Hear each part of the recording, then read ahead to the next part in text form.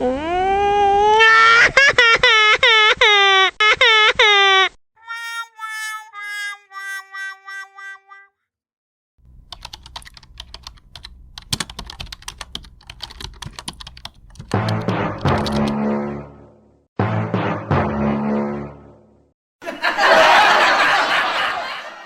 always make fun with your skill.